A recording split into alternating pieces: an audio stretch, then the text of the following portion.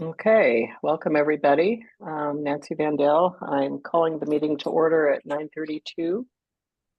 And I would like to suggest a change to the agenda of moving up the calendar part of it to earlier before we get into the interviews, because I think people aren't coming in for the interview until around 10. And so we can get that out of the way.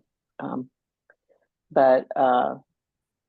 so did everybody get a copy of the interview questions yesterday? Okay. And please feel free as we go along to make any changes or whatever. And as we go along, we'll have some discussion. So conflict of interest, I do not believe I have any. Michael Beachley, I have no conflicts. Susan Schomburg, no conflict. Wyatt Angelo, no conflicts. And Tom, you're muted and no video.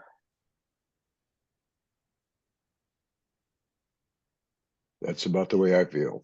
Okay. It's two of us not having a great summer, huh, Tom? I have a amazingly robust summer cold. Oh no, oh no. Have you gotten checked? I guess COVID's on the rise. So Not COVID. you're not doing well. Sorry about that. Goodness, feel better. And you, no conflicts for you? No conflicts for me, other than Alrighty. with my disease. Okay, yes. I'm with you. Okay, so did everybody have a chance to review Michael's minutes that were sent out? Gosh, at least over a week ago. Thank you, Michael. Yep. Any corrections, comments? They were pretty simple. Well, you distilled a lot of discussion into, I thought, a nice document. So very nice job. Okay, hearing none, the minutes are approved as presented. Okay, selection of chair, editor, and scribe. I know we talked about this last month, but we weren't official. So if anybody would like to be chair, please raise your hand or speak up now. I nominate Nancy to be chair again. Thank you, Susan. Yeah, Second. Okay, well, Yeah. I don't know if we need a formal vote or not, but hearing no objections, I guess I'll continue on. Thank you. But anytime, I'm happy to give that up. Editor, Tom, you said before you're willing to continue that job. Are you still willing? Yep. Still willing. Okay. Any objections? Sure. Can't imagine. Okay. And scribe, Michael, are you willing to continue, or would someone else like to take over? either Michael, one would of you those. like to? Yeah, I'm certainly willing to continue, but I'll be glad to share that if somebody wants. Okay. So would anyone like to take the scribe responsibility over?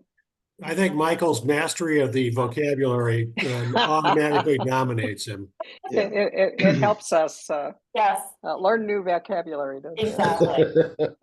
Okay. All right.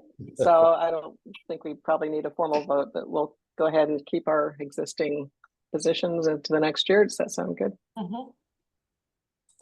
Okay. So my report, in terms of our interviews, which came up as kind of a surprise idea to me, and I think it's a great one, the last meeting.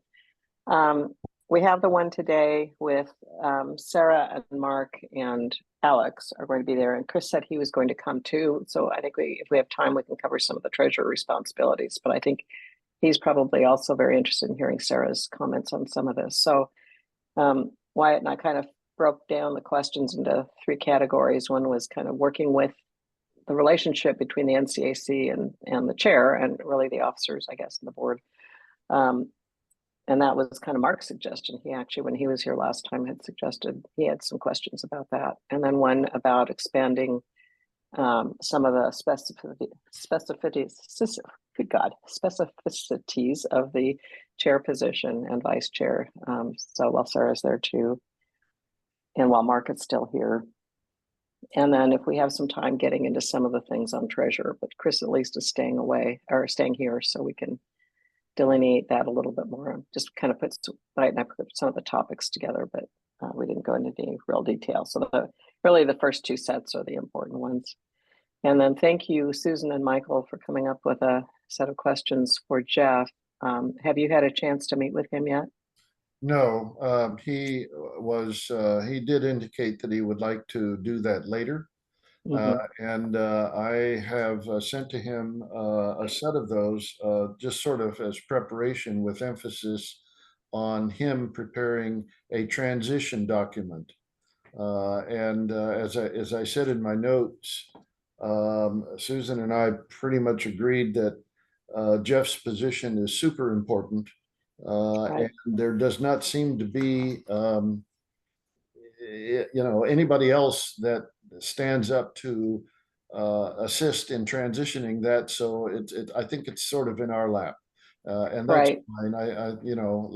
Let's do it and let's make sure that it gets done well and move on. Yeah, I talked with him last week and about an interview time because I was wondering whether we should go ahead and put in a meeting for 2 weeks from today to have his interview. And he said, really, he actually prefers waiting until they have somebody identified to replace him, which at least as of last week they did not. Hmm. And he's planning on going ahead and continuing in that function until they find somebody. So, I think we don't need to put anything in for 2 weeks from now, unless when we get into the calendaring, we talk about that. So, Yeah. but it is okay for two of us to meet with somebody else like Jeff. So, Michael, when you send something, or Susan, you can actually have the three of you on an email together. Oh, is that And we're right? still, Oh, that's yeah, good. and we're That's still good. meeting Uh-huh. Oregon meeting laws because he's not on our committee. Okay, all So, right, that's super. so, Yeah, so we Susan can will do be- that. But really, I think the full committee wants to be there for the Yeah, full interview, of course. But I think he has such a major role with such yeah. detailed things that I think it makes a lot of sense to meet with him independently, but with the three of you. It's just none of the rest of us can meet when you do that until we have an open session. Have you picked up anything in terms of folks who may express interest in any of these positions? I haven't heard a word, so we can ask Mark today when he comes on if they've heard of anything. But have any of the rest of you heard it? But I know they're trying to find people, but I haven't heard them. And I haven't heard anything within the Nescon community at the ground level, so to speak. I haven't heard anyone talking about it. Mm-hmm. So I think at this point it's wide open. And they're also apparently haven't had anybody applying for the communications task force or the outreach task force. So hopefully people will start applying for that, because the election, they're going to have a special election at the next membership meeting in a couple of weeks. Then it seems to me that just to cover bases, we probably should think about how to move forward in the event that nobody really does step up. Yeah, and it could be that Mark will continue on until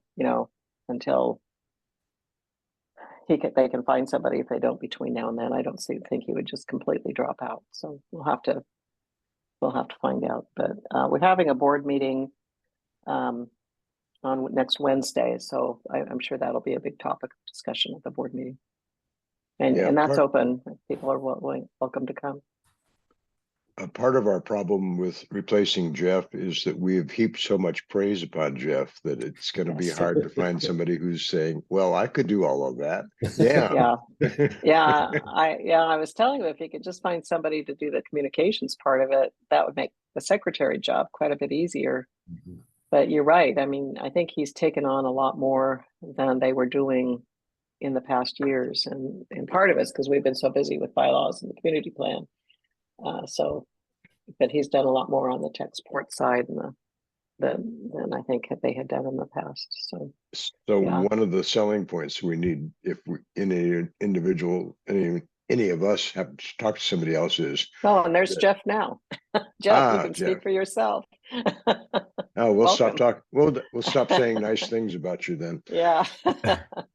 Did you hear any of what we've been talking about? No, I just popped in, yeah, and I'm trying to figure out, okay, what's going on. I'm like, oh, it's because I have my window way down in the corner of my screen. Now I'm looking at you normally. Okay. Well, welcome. I did not hear the question. It wasn't a So- question. It was just an observation that the reason it's so hard to replace you is because we heap so much praise upon you. And it's going to be difficult for somebody to say, oh, yeah, I can do all of that. Um, we were talking about Yeah. the interview and with you and that you had told both Michael and me that you'd prefer to wait until you have a replacement to do the interview, which is great for us, that you're going Yeah, to I think that's the continue right while way to you go. can. So I have can you tell by had your any voice, luck? Tom, that you're still under the weather. Yeah. You think so? Yeah, I think so. Okay, hopefully on a good trajectory. It seems to be better. Yeah. Okay. Yeah. So no luck yet finding, how about the communications task force or chair No or one has something? volunteered for anything. Oh, okay. It's summer, so Yeah, maybe it's not yes, the best time, but that's what it is. yeah, no one is beating down the door to do any more work for the CAC right now. Okay, good. Well, thank you for joining us. Sure. So I think most of the others are going to come in around 10. So we're just going to be talking. So that's kind of it. So Jeff, we were saying that Michael and Susan may want to interview you at some point to do some preliminary work on the policies and procedures before we get into the full meeting, but that can be on hold until, you have somebody identified too. So we're not in a rush on that. Today's interviews are going to be mainly on the chair and on the relationship between NCAC and the county. So, okay. So that's about all I had on that. Why don't we talk about, as I mentioned at the beginning, we're going to move the calendar up to discussion of the calendar up to this part. So we have more time for the interview later. So when we talked before, we got into it a little bit, but Bill was the only person who was saying he didn't want to meet on weekends before. Michael, you've had a bunch of conflicts on Friday mornings with your piano group, so I think Friday mornings need to be moved. Well, Friday Michael- morning, yeah, Friday mornings could be okay if my piano group knows well enough in advance. And so far, we're fine through August. No, that's not far. Well, yeah, I know it. On the 23rd of August is the next date, and we don't know much about September. In the 20th or the 27th of September, both of those are fine. So that puts us into October on Fridays if you want. Well, okay. Whatever is fine. I mean, we can work this out. Yeah. I mean, if you think your piano group can move things around for our bylaws meeting, I mean, we're pretty consistent first and third Fridays of the month right now. If we do 2 weeks per month again. That's what we're doing. Yeah. First and third Fridays of each month. So sometimes there might be a third Friday we don't meet then. So would the next ones be then I mean, August 10th and August 16th, if I'm looking at my calendar for first and so third? we had decided before that we would not meet on August 2nd because we're at summer. So we kind of did a compromise that we would meet one time during each month in the summer. So at this point, we're not meeting. The next meeting would be on August 16th, and then we'd go into September, whatever that first Tuesday or Friday in September. August 16th works for me, I'm home, so. Okay, good. So is there a date that people would rather have? I mean, the other thing to think about is if the community wanted to join our meetings, that have people who work, they might prefer an evening or a Saturday morning. But I mean, I think the Fridays seem to work too. So, but what do you any thoughts? I'm okay with the way things are. I am too. Okay. I think as long as we have any feedback sessions for the public at evening times where people would be available after work to dial in. I'm more sensitive to the feedback sessions, I would say personally. Yeah. Okay, Wyatt, do you have any thoughts? No, but I think maybe the point taken about the feedback sessions is really important. If we could schedule evenings for people to be able to attend those.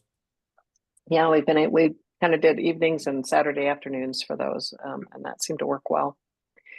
Okay, so any objections, just keeping the current schedule then on the first and third Fridays at 9:30.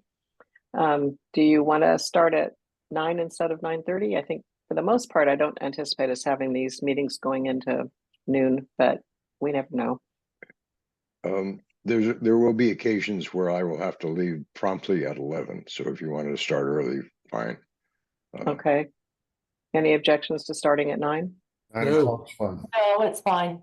Okay, I think I was the one who objected last year and I can get myself up, so, okay. We So- can compromise at 9:15.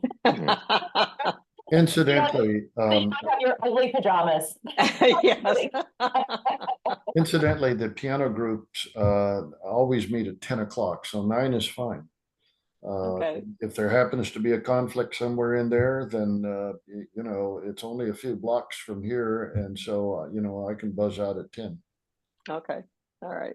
Why don't we go ahead and do 9 then? Any objections to that? Nope. Okay, Nope. so we'll reschedule. So Jeff, I'll send you a note, but Okay. you could please add that to the calendar as you see fit. So Nancy, would that mean the August 16th meeting next month is at 9? Yes, Okay. let's just start now. Unless, Jeff, do you already have that on the calendar? It's very handy having What Jeff was here. that? Do I have on the calendar? Do you have our August 16th meeting already on the website? I don't think it's on there yet. Oh, good. Okay, so we'll go ahead and start at 9 then. Yeah. Yeah. Just send me, like, because I was only half listening, and then I heard that, Yeah. like, oh, do that, Jeff, and I'm like, so send me the thing. All with righty, the will info, do. and- yeah. Okay, Yeah. we're gonna move our meetings to 9 on first and third Fridays of every month. But So I'll you're going to send you a start note. meeting two times a month again After August. after So August. in August, our next meeting is gonna be on August 16th. So Okay. we're just having one meeting in August. All right, so, I had a point, I don't know if we've passed it on the agenda or not, but the action plan for policies and No, procedures. I we're had a just getting to that now. Okay, Perfect timing, Tom. all right. I had a discussion point. Mhm. Looking at, you know, we had a discussion as to how that should be organized, whether it should be ordered by article or be ordered by just in random. I Mhm. think it would be most useful if we had policies in one section and procedures in another, Interesting. because the policies up front, this is what we should do. And if you want to know how to do something, that's in a different section. And I think the policies need to be up front, just like the order of the title. And Mhm. we're gonna have to divorce them from any particular article because they're gonna go over multiple articles. And so I think no particular order, but dividing it into policies and procedures. Okay. Yeah, I think that's an interesting comment or thought about it. And I've been thinking more about it too, and I'm thinking it may evolve as we go along, and there may be a natural way to organize things too, but you're the editor, so you'll be able to start us out and we can kind of, figure it out. But I Yeah. kind of like that. Does anyone have any comments on what Tom said about having a policy section? I like the idea. That's a good idea. Mhm. I think it sounds like an elegant solution because like you say, everything's up front and you turn to the actual implementation of it after you know what all the Mhm. pieces are. So you might have something, let's say officer job descriptions might be in policies, and then how they go about doing those jobs, if we even need to say it, would go into procedures. Or Yeah. voting. Let's take voting. Good morning, Sarah. Welcome.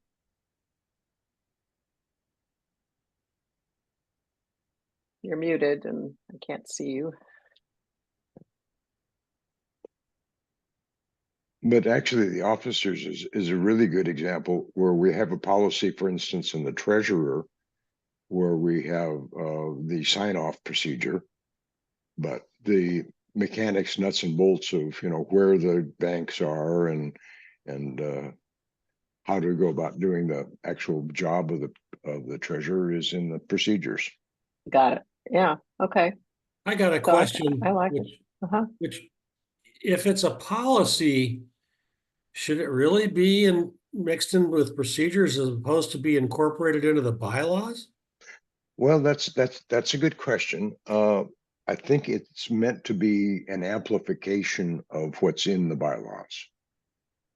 Okay, And I do think as it we has- go through it, Yeah, that'll come out on whether we go back and make bylaws adjustments if it's yeah. major I mean, enough. if it becomes a major thing, yeah, it needs to be folded back in.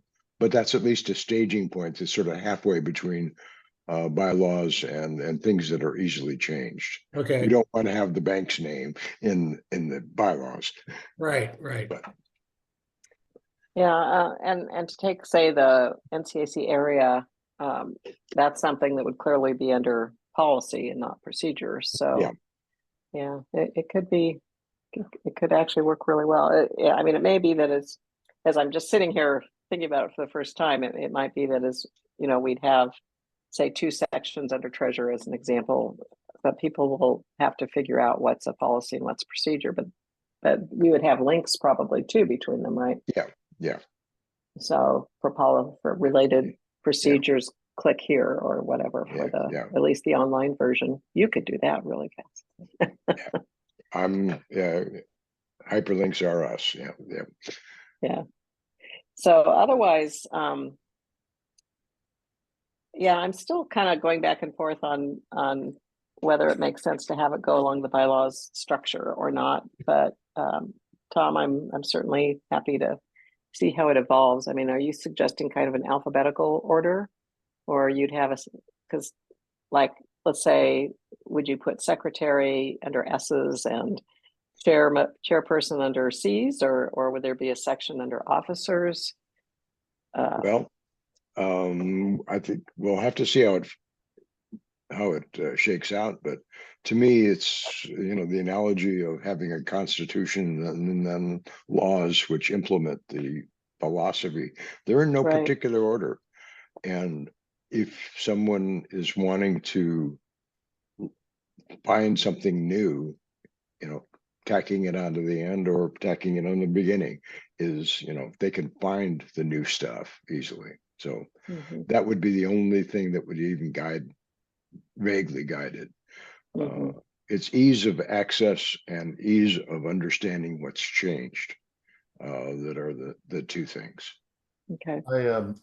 I've sat on a foundation for the last 25 years, and we've found that as we deal with policies, it's every year we go back and reorganize how they're put together.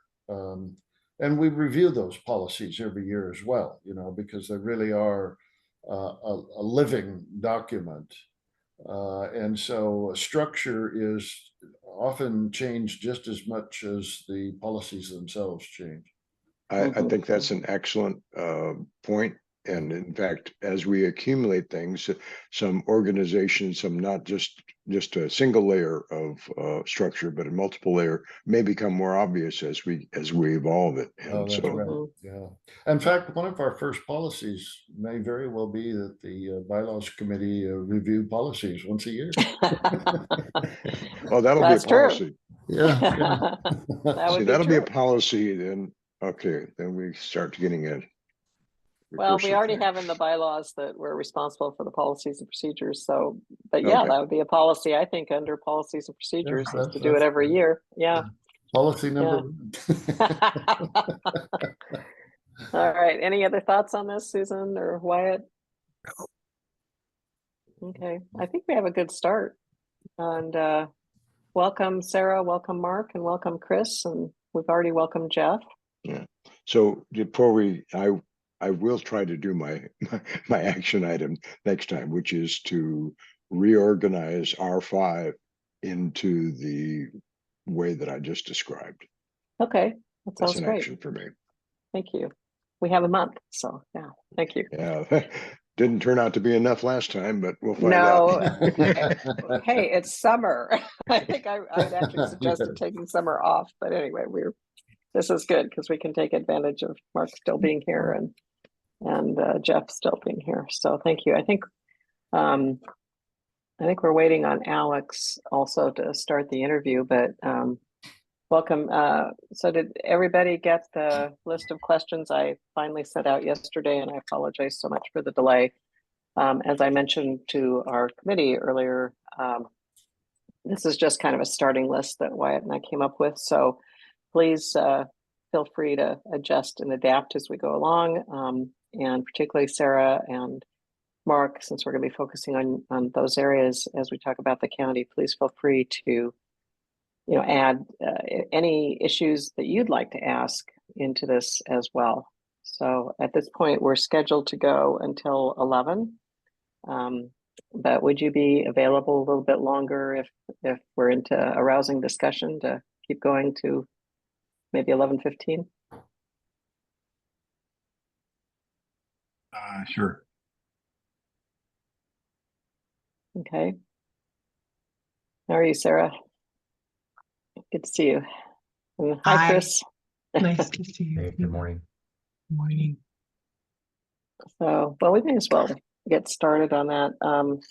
So if there's anyone watching on video, you can go into the agenda and the documents that we put, I'm sure, in the archive, but the agenda has the link to go to the questions as well. So, so we've kind of broken the interview questions into three parts. One is the interaction between the NCAC and the county. So this whole purpose of this interview is that we're now starting on our policies and procedures that may end up flowing back and forth between the bylaws as we go along. But we're looking at going into more detail about policies, and a lot of the questions that came up as we were doing the bylaws, we filtered over to be determined later with the policies and procedures. So particularly with Mark leaving and Jeff leaving, we felt last month that Tom suggested that we do, or Mike, that we do interviews and get some information while we have you, so that we know a little bit more about what to tackle. We anticipate as we go through this process, particularly for those areas that directly affect the officers, that we'll be having a lot more one-on-one with you with questions about and getting feedback from you guys on the nitty-gritty. So like, voting, a lot of the specifics about voting or replacing people.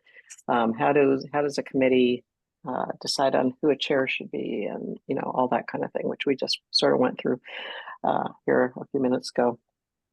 But we should probably delineate some of that, how a little more about what the outreach committee does, what the communications committee does, and also try to organize some of that a little bit better than we've done.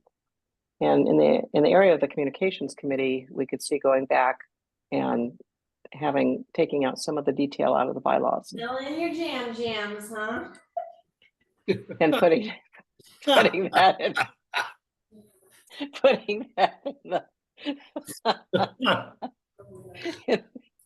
in the policies and procedures. So,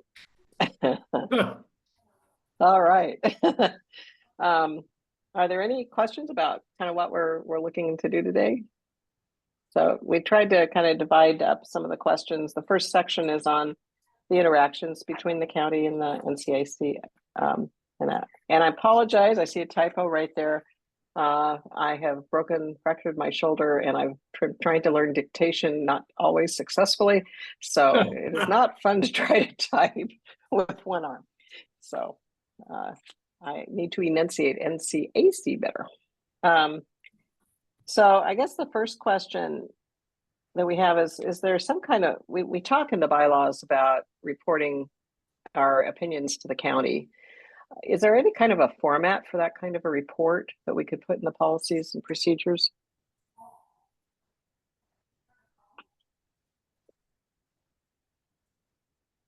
Hey, as far as a format, I would say no.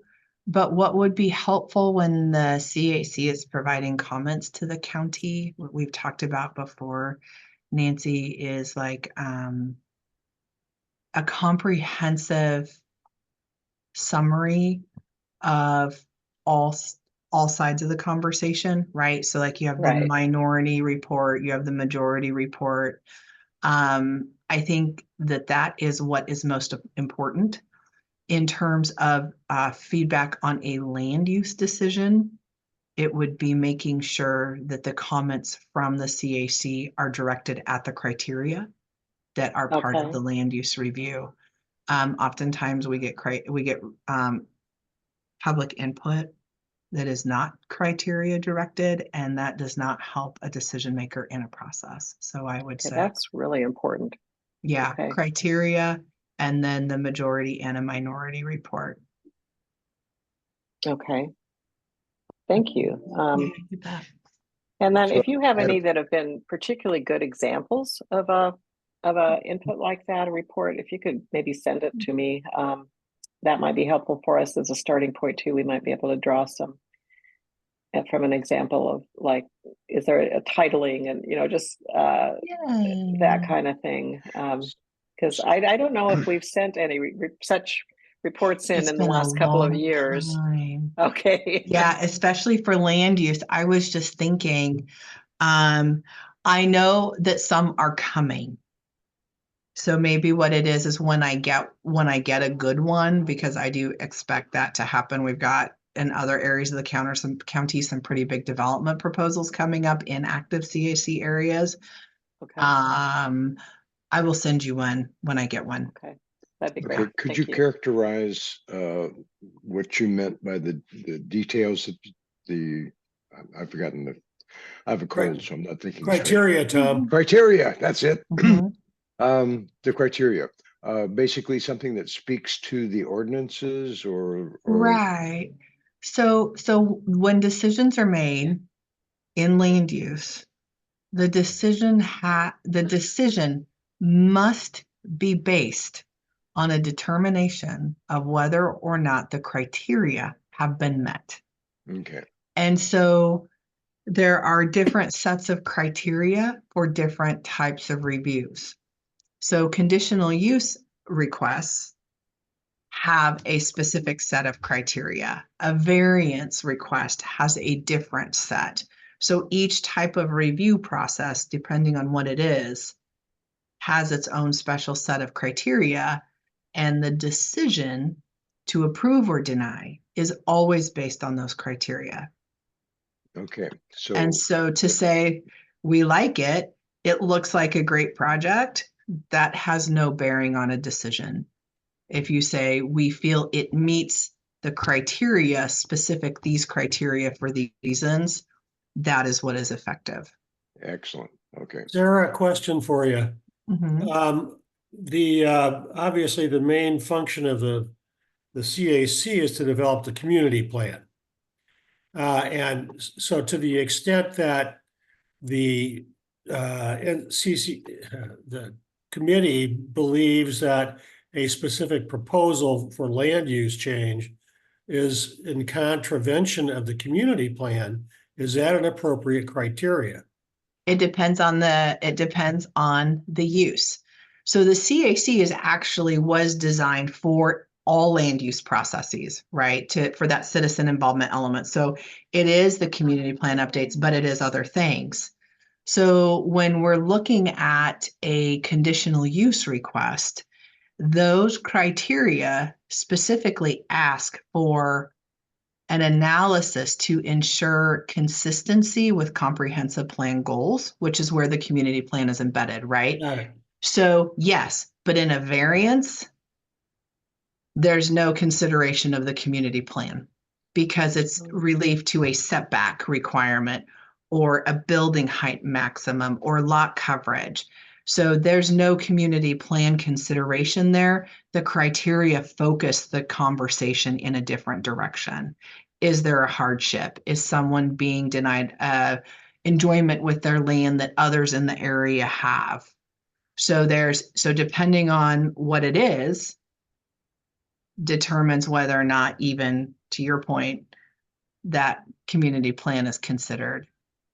Well, part of the community plan does have aspirational aspects. So, so you're saying it really wouldn't be appropriate to refer to those? You can, but it's not going to make a difference, just to be blunt, because Fair enough. when you look now, like when we do ordinance updates, right? So we're changing text or if we wanted to ever do a zone change or map amendment, then because it requires the consideration for consistency with the comprehensive plan, then that's where those policies, because it's not even the aspirations, it's the policies embedded within the community plan that are evaluated. For a subdivision, the community plan is not looked at because that is a land division process and the criteria are focused on availability of services, meeting lot size requirements, etc. But in that instance, just like a variance, those implementing ordinances that drive those reviews have already been determined to be consistent with the community plan. Thank you. Jeff, you had a question? Or I just wanted to throw in a policies and procedures suggestion that these criteria that are pertinent to whatever matter is under this that we're commenting on. We should like kind of write those down and sort of publish them and remind the membership of them at every single meeting, because people are going to want to say what they're going to say and getting it through their heads that no, like this is the only range of things that you can say that matters.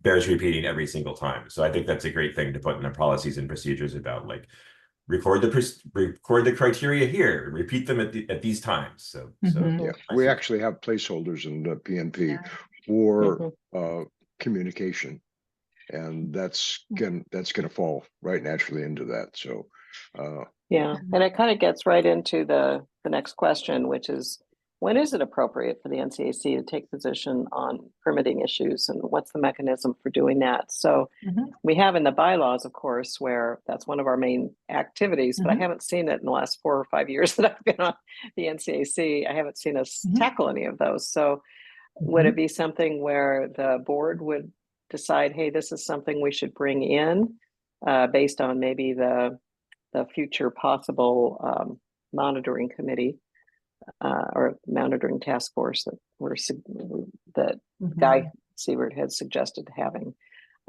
Would it be special sessions where we would actually talk about this in a, if there's a land use issue, that we would take that out into a special session, like a feedback session kind of a thing, or a special meeting, general membership meeting? Is it something that would be done at the board level and then we report back at a general meeting? I don't, Mark, do you have any thoughts, or Sarah? Actually, I'd love to jump in real quick to kind of give you some context behind the conversation.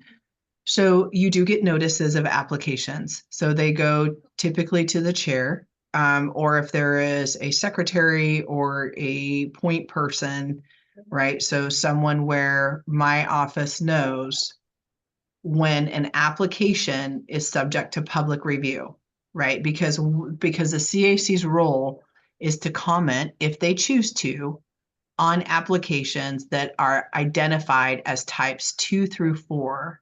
And so that's your variances, those are your conditional uses. Article 10 of the land use ordinance explicitly states what applications are subject to public notice and comment and which ones are not. Okay, so Article 10 of the land use ordinance that's not the board order for the CACs, right? That's different. Right, because so the land use ordinance, in addition to containing your zoning codes and everything else, actually has a process section in Article 10 in the back that actually outlines what we are required to do with different types of application review processes. So the CACs comment or can comment on type 2, 3, and 4 applications. Type 2 means it's an administrative review. I make the decision in-house. Type 3 means there's a public hearing before the Planning Commission. Type 4 means the Board of County Commissioners are the decision maker. So like a zone change, a code update, the board is the decision maker. Planning Commission is the decision maker on type 3. So it'd be a subdivision, or if I have discretion on conditional uses and variances to either review them in the office or send them to hearing. So, and then with all of those, it does have a public notification requirement. So the CACs would look at 2s, 3s, and 4s. Now, with some of those, specifically the 2s, the public comment period is only 14 days. Statute requires 12 at a minimum. We do 14. You may have to call a special meeting because an your emergency meeting. meeting timelines will not fit. And for a public hearing, it's typically 28 days that Okay. we have to notice before the hearing start. So I think you should build in a mechanism to call special meetings, or else you will not make most of the timelines to provide comment. Okay, and we do have that in the bylaws. That's actually, I wish that would have been a good example when we were talking about whether we would need an emergency meeting or not. And I think we're calling it something else right now. I see Michael's hand and then Jeff's hand. I was just noting, and that one of our policies may be identifying that point person, or that line of communication, so that it is clear, understandable, and perpetual, and we don't miss anything. And also following up on that, how that information that Sarah is referring to now gets disseminated quickly amongst the membership. Right. And so sorry, Nancy, I would recommend that you just identify an officer, because you may not always have a secretary. You may not always, you don't want to have to go in and change your bylaws every time that position person changes. Right. Yeah, just specify that there would be an officer. Yeah, to evaluate and call a meeting. Yeah, I think we have the mechanism in the bylaws already to be able to do it. I think the policies and procedures would be a good place to actually delineate when we might want to. And we'll Jeff, you might be wanting to have your hand out to comment on whether we even want to. You're the one who's been receiving, I think, a lot of these notifications, and I don't think, and you've reported on them in the meetings, but I guess the piece that we were wondering about is, do we ever make a comment on them? Okay, so my opinion is the CAC, like the right protocol is that if a CAC member asks the CAC to hold a special meeting, then we should hold a special meeting and provide a majority and minority report to the county. That we shouldn't proactively do that, because most of them are asleep, or like no one cares. The issue is that occasionally people really care a lot, and that we had the first one of those like just recently, and the issue there was that the people who cared a lot didn't see the notice the first time around, and then it sort of became a big issue later. And I'm not sure what to do about that, because like they're just maybe nothing we can do to get people's attention more than that we're already doing that's reasonable. But that is a shortcoming of the current system, that we are like the public notice requirement means we get a notice, and I'm always like, it took me it was an evolution for me to kind of figure out what I was supposed to do with those, but now they're always getting included in whatever public notices go out, or whatever notifications we go out. But we don't send a specific notice for every notice we receive from the county, because I think people would just stop looking at them. Maybe maybe the answer is to send like a special, like, this is your bi-monthly update about land use applications or something. I don't know. But I guess two issues, something for the P&Ps. Like, one, which I don't have an answer for, is how do we do our best to make sure that people that care about the application get a chance to see it and raise their hand. And second, the CAC shouldn't do anything unless a member requests that we hold a special meeting about it. So Jeff, can I add a little bit to that for Sure. you? Because I appreciate the struggle is real. What Jeff is describing is something that is difficult in every CAC. The best way I have seen that mitigated is to have a land use committee that meets regularly, like monthly. Even if it's online, it could be a check-in with me. I welcome that. Sometimes if they're only 15, 20 minutes, they don't have to be longer than that. But it's also an opportunity for me to say, hey, did you see this notice? Or I'm receiving this proposal. You're going to want to stay on the lookout. All of the notices, all of the applications that are subject to public review are on our website. So you can go and find them, right? The other thing is that it can be like when I meet with the chairs, so I meet with the chairs once a month, and that's also where if I know something is coming, I will give the chairs a heads up and say, you're going to want to watch for this notice. There is also, so CACs are Tillamook County's way of saying we value citizen involvement. We're going to take a step beyond the minimum requirements of Goal 1. But what Goal 1 requires is that we notice people within essentially the impact area, which has been determined by state law to be 250 feet outside of the property where the proposed development is to occur. So the CAC gets the notice, but I actually have to make sure that all landowners within 250 feet get that notice. So the people that are in the immediate vicinity always are going to have the opportunity to make sure they can comment. And is that by mail, Sarah? Yes, and because that's what the statute requires. And is it by mail to the address that is within the 150 feet of the? It is, yes, so it's 250, Jeff, but it is, we pull our labels from tax assessor records because that is what is required, is that we use the mailing address where tax statements are delivered. Okay, so it goes, if it's a second home, it goes to where they do their taxes. That's right. Now, Okay.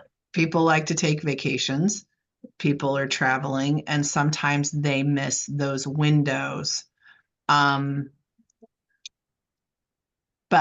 we do what we can to send that notice out and then post things on the website. Some CACs, they just check in on our website every couple of weeks and see if there's anything new or, because I mean, even if it's not in your community boundary, right? We talked about the membership boundary. So sometimes we'll send you guys things that are outside of your community boundary, but there might be something in Pacific City you're not going to get noticed for, they're going to get noticed for, but by just monitoring the site, it gives you a chance to see what may be happening in your larger area. So that's an interesting thing about the land use committee meeting monthly.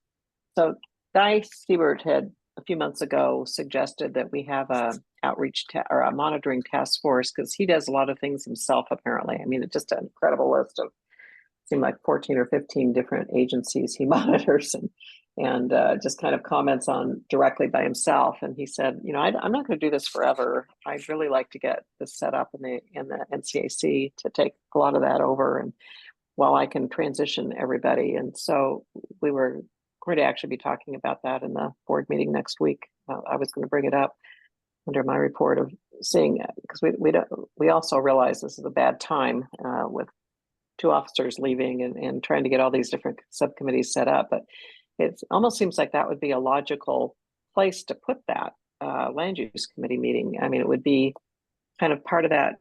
But do you see that would fit, Sarah, that monitoring task force kind of thought?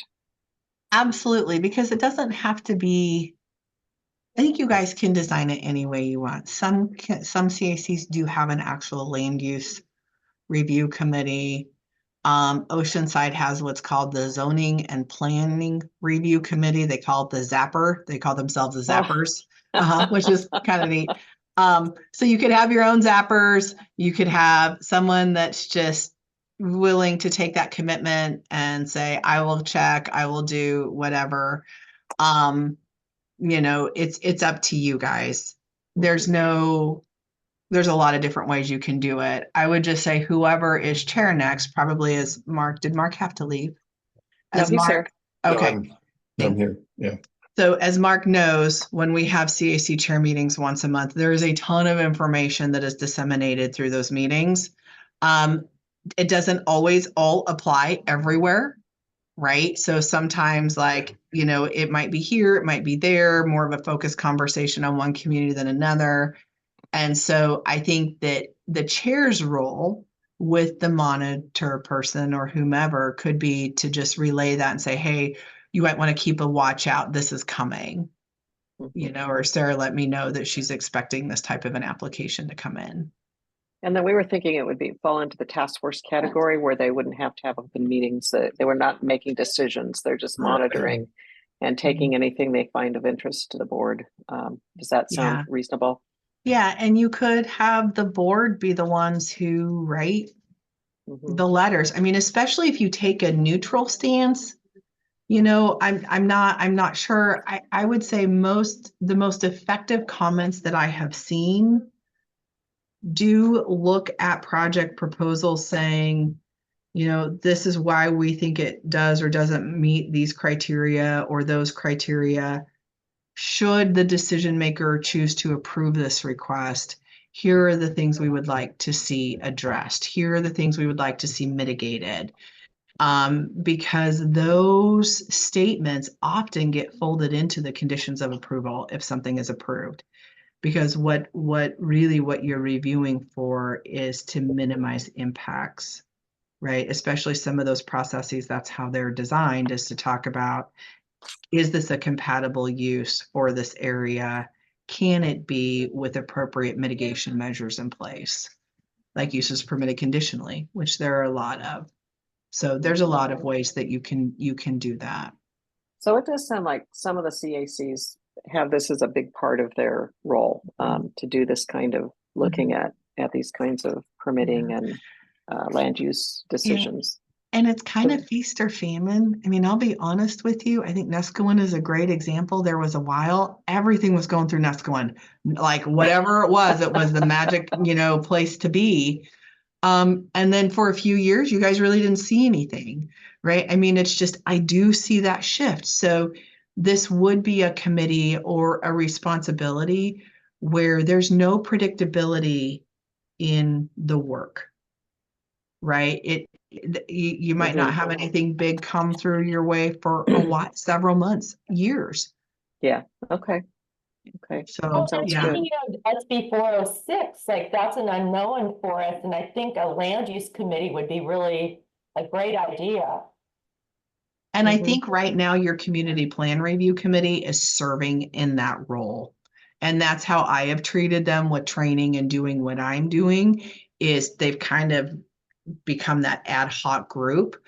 But Susan, to your point, once this work is over, or if something else comes in while we're doing this work, let's say somebody wants to take a run at subdividing the golf course again, right? Because we know that can happen. Would you want this committee to pick that up and do the review and bring that forward to the CAC, or do you want to create a separate group? The investment in education and training that I am making with this group, to me, it makes sense to make them that group. So that they could evolve into a standing subcommittee then. Right, because that makes a lot of sense. Yeah, once this work is done, it will be done, right? And we may not pick it back up again for 10, 20 years. So it would make sense for those folks still willing to serve in that capacity to have them be then that land use review committee. I will just say your trainings have been terrific. I really appreciate the time. And you're involving people outside of the committee, and it seems like getting good attendance. So hopefully there'd be people who would be willing to move into that kind of a task force or subcommittee. Thank you. Yeah, it's actually been a lot of fun. I'm really enjoying the meetings in Nescoin. It's been a good time. Yeah. So basically on that question of when it would be appropriate, it sounds like that would be evolving with a subcommittee, but I think, does anyone have any follow-up questions before we move on that? Well, it's kind of into the third question of how and by whom is it decided what is inside or outside the scope of the NCAC? Like, for example, why are STR discussions considered outside of the scope of the NCAC? So the board order, which I believe Mark has a copy of, the board order that established the roles and responsibilities of CACs was passed by the Board of County Commissioners. So CACs are appointed by the board and serve at the pleasure of the board. Right. They were initially set up specifically for land use. There is a provision in the order. There's two provisions. There's one that talks about that the CAC can participate and provide feedback on other matters like the watershed or different things. but it has to be clear that the CAC is not speaking for the county in that capacity, because you are an extension of the county. You are an advisory body to the county. So it'd be like the planning commission or the housing commission. If, you got to be careful what you're talking about and how you're representing your viewpoints, because you're under the county umbrella, which is why other communities have a group that is not the CAC. So when they don't agree with the county or they want to comment on other things, they have a organized way to do that. So there's that piece of it. And then the other piece is that the order does talk about at the board, basically at the board's request, commenting on other land use related matters. So that is why the CAC was able to do the STR committee and the survey. I actually asked for that because I found that that was a topic that was important to the community outside of land use. But when it was done, it was done. Mm-hmm. Right. Yeah. In fact, I have a copy of the board order, but I'm not able to find it here. But Yeah. it does mention that the CACs can go ahead and make comments on things that are outside of the county organizations and that Sarah, kind of I have thing, a as long question as they're for you. careful. Are the CACs in Tillamook County uniquely a county creation and not necessarily reflected in the rest of the state? That Or is does the correct. state mandate that? No, this is what we have done. Yeah, this is unique to Tillamook County. Okay. Right. So you guys serve essentially like the Parks Advisory Board or the, Housing Commission, or, there's other types of advisory boards the county has set up over the years to provide feedback on certain things within the realm of whatever that advisory board is looking at or providing recommendations on. So that is the CACs, which is like why I'll use the golf course again as the example. So several years ago when we were looking at a subdivision, the community was not excited about that at all. For those of you that were here, you probably remember that. The CAC was collecting, like certain people in the CAC were collecting donations to hire their own team of consultants and experts to challenge the request, which was a huge no-no because as an advisory body, you can't do that. And then wanted to appeal the county's decision in that request, which the CAC could not do because you are an advisory body to the county. In Oceanside with the anchor, so if those of you remember, that was a huge landmark land use case a couple decades ago. But the Oceanside CAC wanted to do the same thing, and they were told they couldn't because they were an advisory body. They're essentially an extension of the county. And so they formed the Oceanside Protection Society so that there was another group that could fundraise, challenge, and do that work. So your role as the CAC is very narrowed in focus as an advisory body to the county because you don't have your own municipal government. It's a way for the community to come together and provide an organized voice to primarily a land use related matter that is under consideration by the county. So let's take that development example. Mhm. And before the board had made a decision on the development, it would be fair for the NCAC to have come up with a recommendation to the county Correct. regarding that development. It's just That's once right. the decision was made to go out and get attorneys and consultants and that kind of thing, that's when it became outside the bounds. Well, that what or you're doing saying? that work during the review. During the review too. Right, So that's right. even though that might help the NCAC to make a decision on what their recommendation should be, they still couldn't No, do that. no. Now you, Nancy, as a private citizen and a resident of Nescoin, right? Or let's say you lived in Pacific City and you didn't think that golf course should be a subdivision. Mhm. And you're like, I want to challenge this. I don't believe this is appropriate. I'm going to hire an attorney. I'm going to show up. I'm going to have that attorney represent me at hearings, etc. You as Nancy Vandell Mhm. could do that. Mhm. But The CAC cannot. Okay. Okay. Interesting. Because the county presumably has its own consultants that they can use or their own experts. That's internally. right. Exactly. And Okay. you are an extension, right? So basically you're an extension of me. Right. Okay. So that's when you could come to me and say, Sarah, has county council looked at this? What does your peer review look like? We would love that information if you have anything available. And sometimes I'll go and I'll talk about that too. You know, if it's something big, I'm going to say, hey, let's have a meeting and talk about this if you'd like me to do that. The other things is for some of those bigger applications, like using Oceanside again, they've got 2 hotel proposals coming in.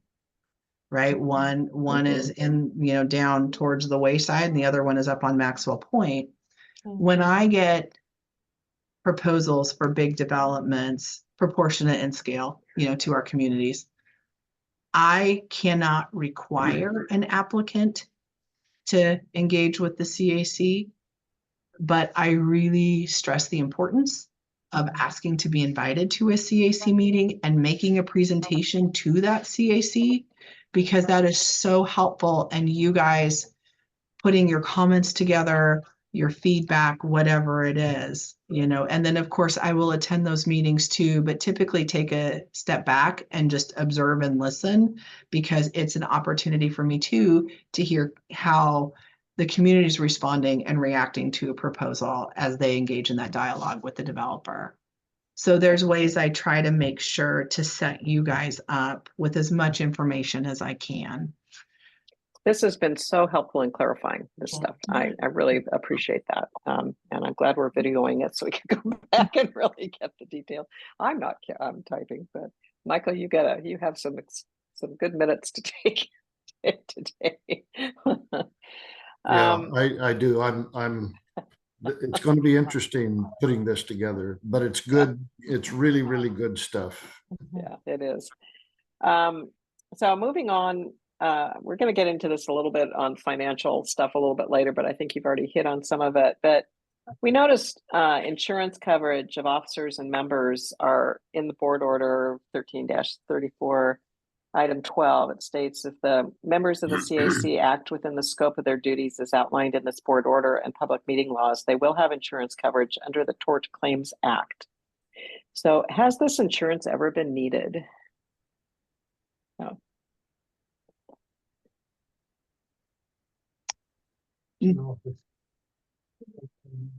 Nancy, I am so sorry. So our bank alarm is going off. It's a silent no. alarm on our side.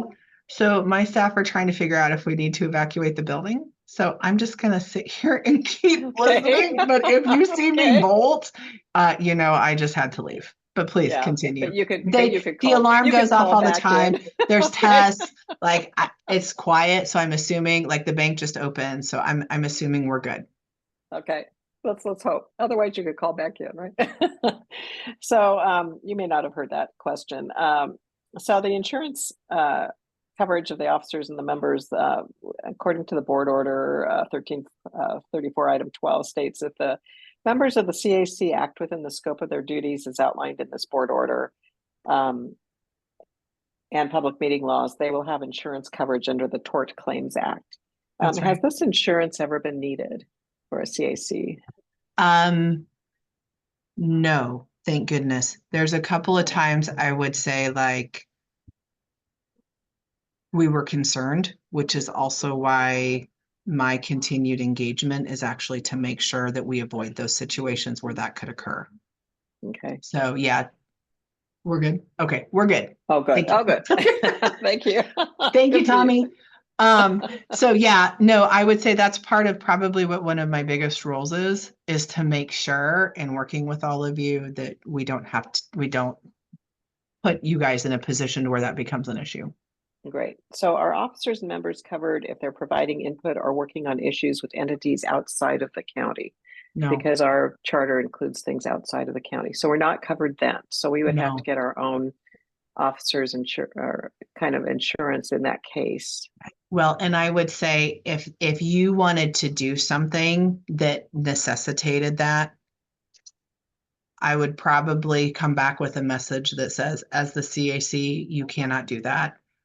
please check with the NCA and see if they would be interested in being the voice for something like that. Again, or something like the Oceanside Protection Society. So we're only covered for anything that's right with the county kinds of That's things. right. Because, and that is the purpose of the CAC, right? So that's why, again, other CACs, other communities have put together a different entity, Group.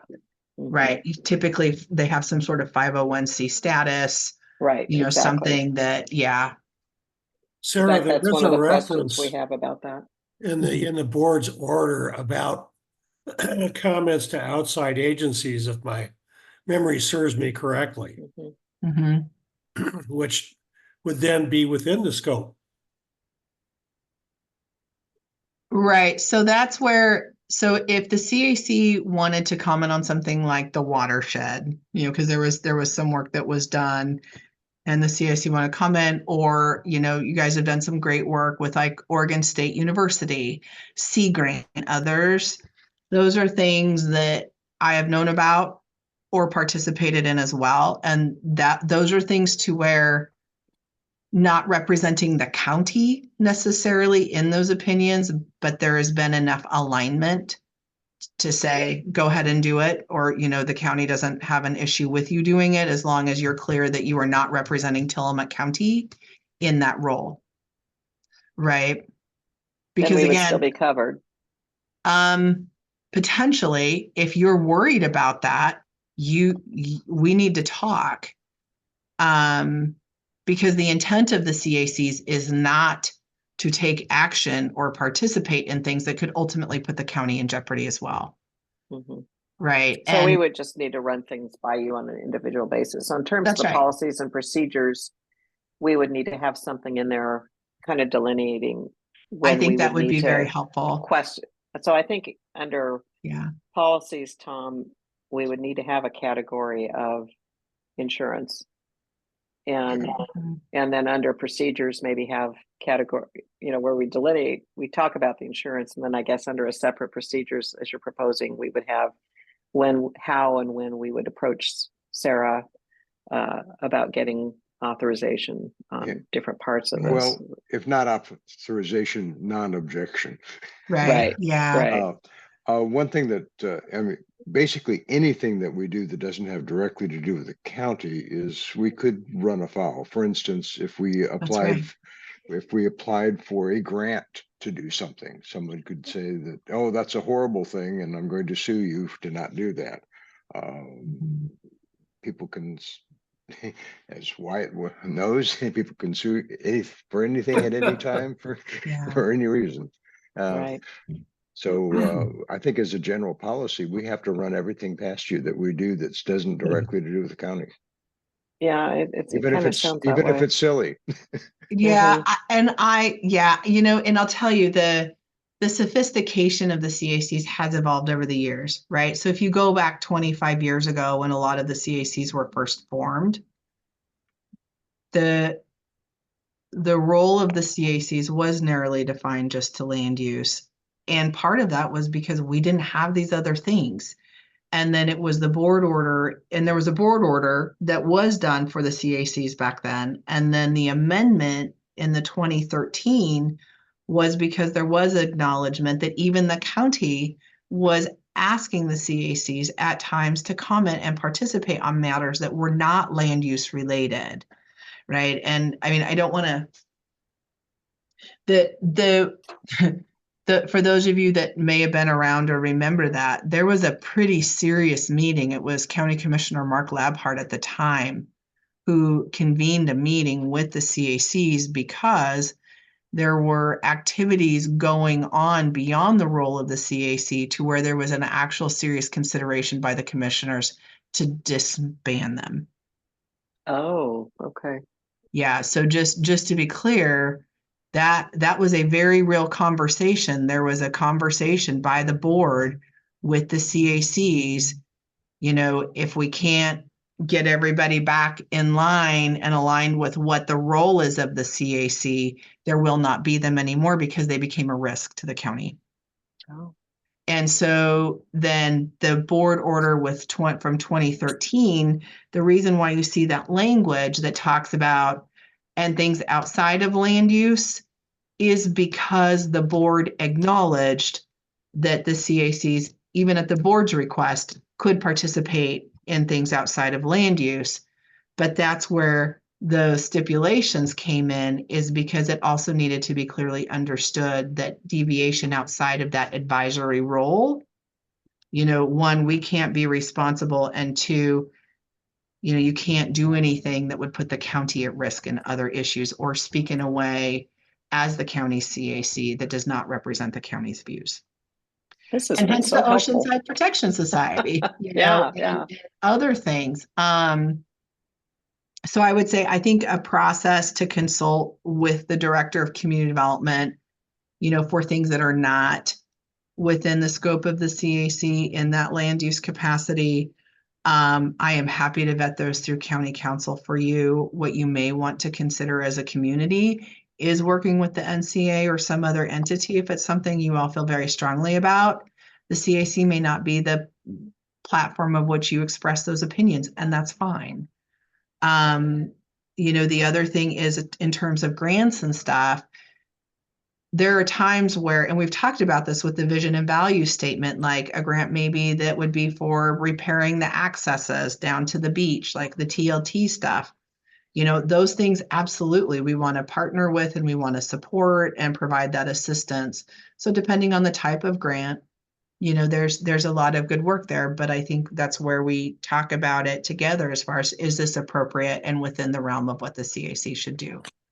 That sounds really good. I mean, it sounds like we can have some statements like Tom just mentioned about run everything by Sarah, but even having some of these examples like you just mentioned, Sarah, listing in there as this would be an example that might be fine under the financial side of the grants, for example. But so do we need to have formal approval in writing of the bylaws adoption that we just had to be covered under this insurance? Because at this point, we haven't received anything official.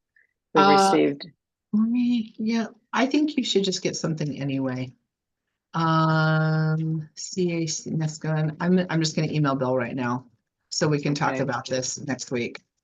Okay. Bylaws. Yep, let me do that. I'm going to put myself on mute. Okay, great.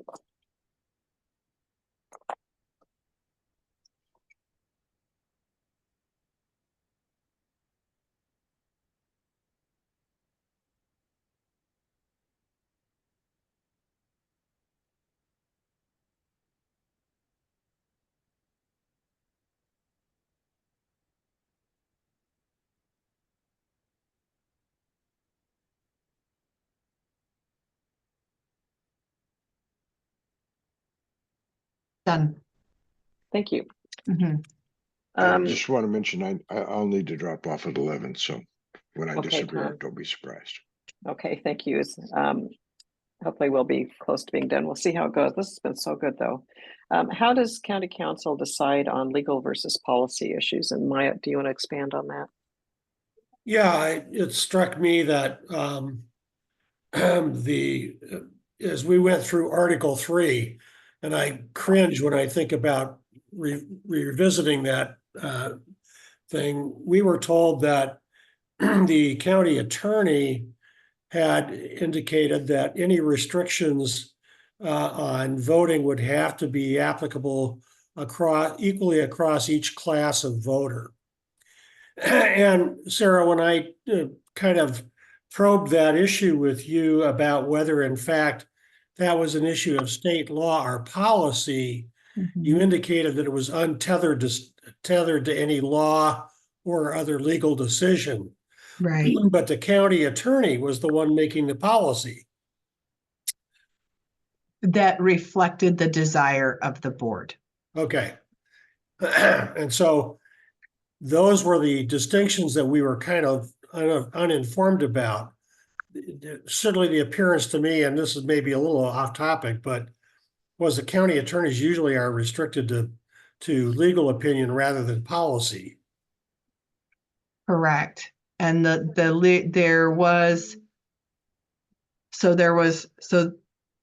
legal opinion from Bill, there was no hard and fast rule for the community boundary versus the membership boundary. right? Because that's, again, this is all unique to Tillamook County. All of the stuff that we do, this is Yeah. not something that happens elsewhere. So it was making sure that the desire of the board was aligned with any applicable state law. Okay, And so the desire, so that was where he came in, was making sure that, you know, we all understood what the desire of the board was. I had a lot of conversations with the commissioners individually about the membership boundary, voting rights, etc. And then working with the board, came back to council and said, this is what the desire of the board is for all CACs. And so that's his role, was to confirm that, you know, there wasn't anything that could run afoul in terms of state law. okay, I got you. Thank you. Yeah, you bet. Good question. Thank you. So on the financial side, so we got into this a little bit earlier. What are the rules concerning raising money for the NCAC? Another typo there. Expenses. So we've been told that you can provide somewhere around $350 a year for us, $340 a year for us. Is that going forward as well, or Yes, for it last is. year and for this coming year? Correct. So Again? for last year and this coming year, correct. That's what I'm trying to do. So I've got to, and I apologize for this, I am still working with the treasurer on some of these pieces because it's not just Nesco, it's everybody. But yes, I have budgeted that in and had the commitment to reimburse Nesco, Pacific City, and Oceanside for last year. Okay. So if we wanted to do something else, like not hiring lawyers and consultants, but like you were talking about, if it was something, say, where you're in alignment or the county's in alignment with some of the things that we wanted to investigate and it would cost money and we could apply for certain grants, it would be helpful in the policies and procedures to delineate, and a lot of it's going to be check with Sarah, but, or, you know, your title, of course, but how, or if we wanted to have a little more robust website, or we wanted to have more in terms of how we do our maintain our records, or have multiple Zoom licenses, or that kind of thing. We'd like to be able to put in the policies and procedures what we're allowed to do, and how we can go about doing it. So right now there is a donate button on the website where people can donate. Michael did recently. Thank you, Michael. But we're just not clear, because we had heard at one point, no, we can't get grants and that kind of thing. So today was a little bit new.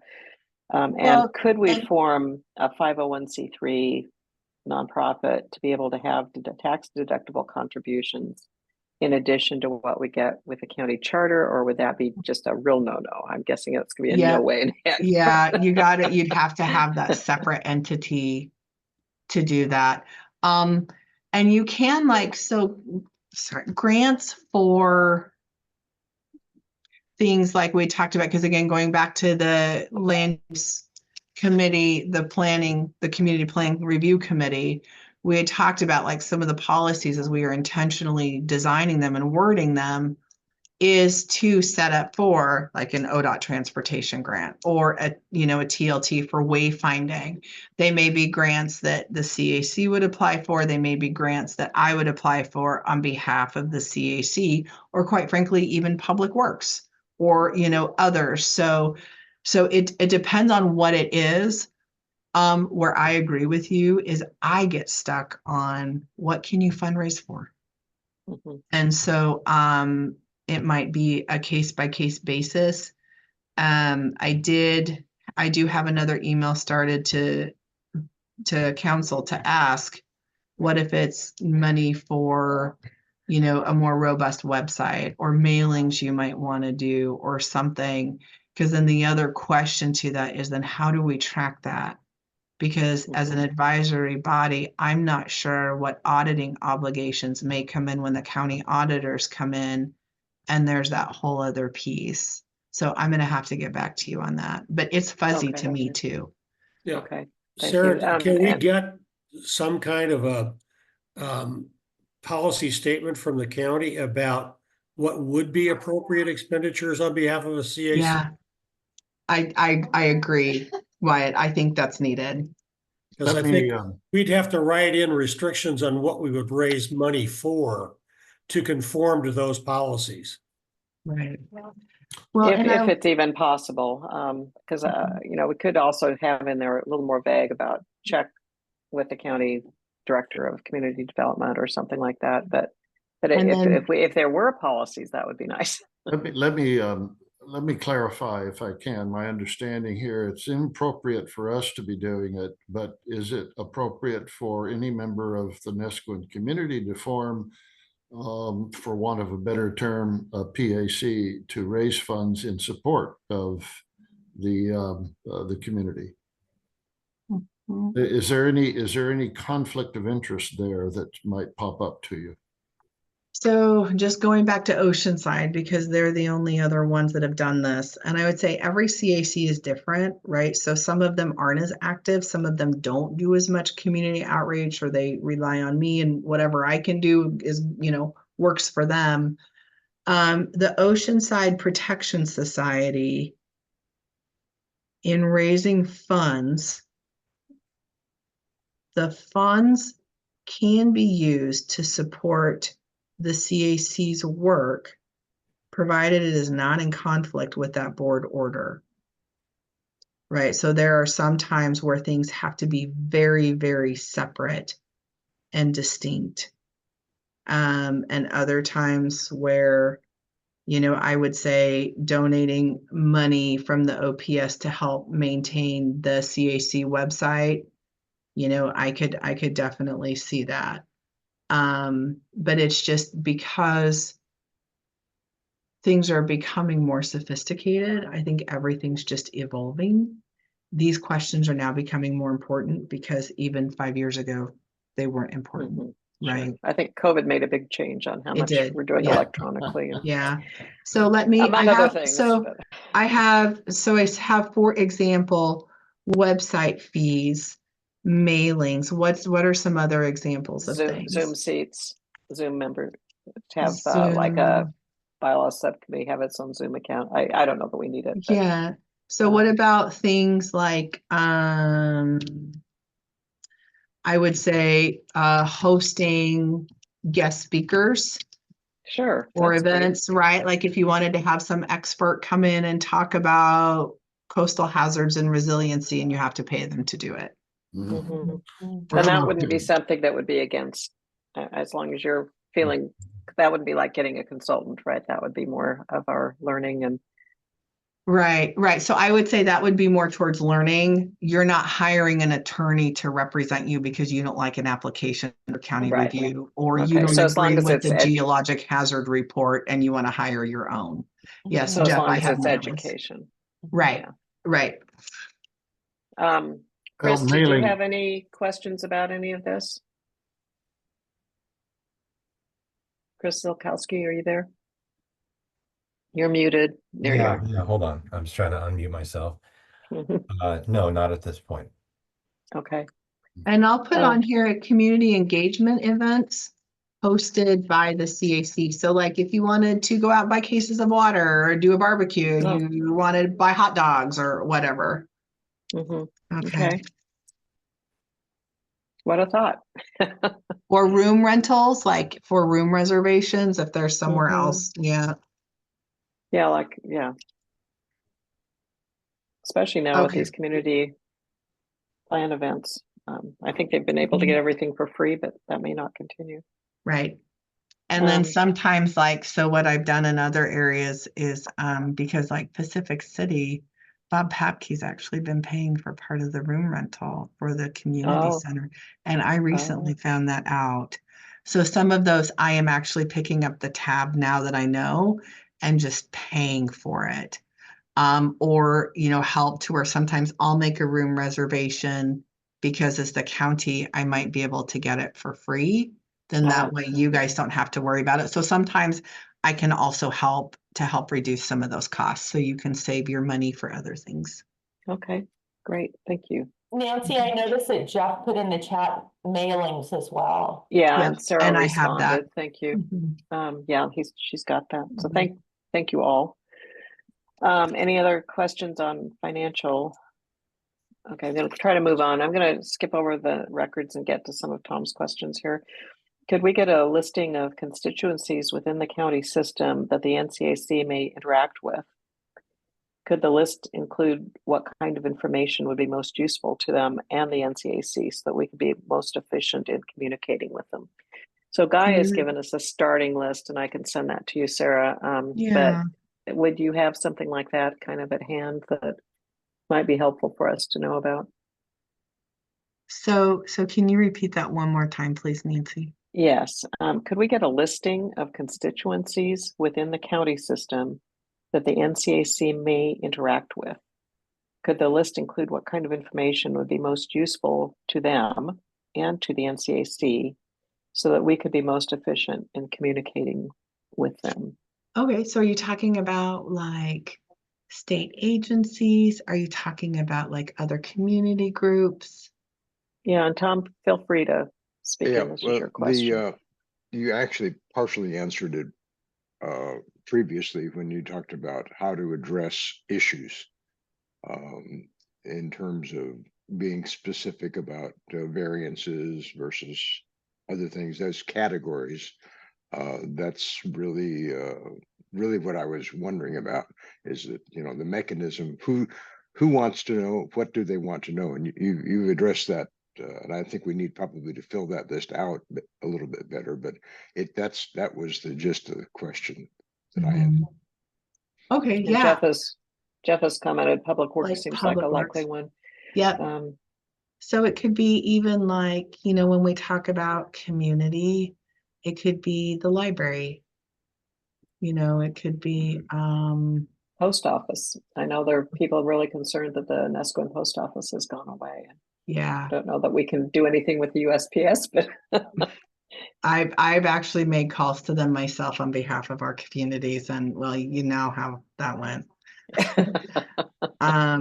Yeah, no, I would say the fire department, what I could do is I have an agency list. So every time I send something out for public notice, we check the boxes for applicable agencies that would also be interested in the review. So I could pare that. I mean, it's countywide, so the list is like insanely long, but I could pare that down so you guys can see for application reviews in NESCO and who we also notify of a decision.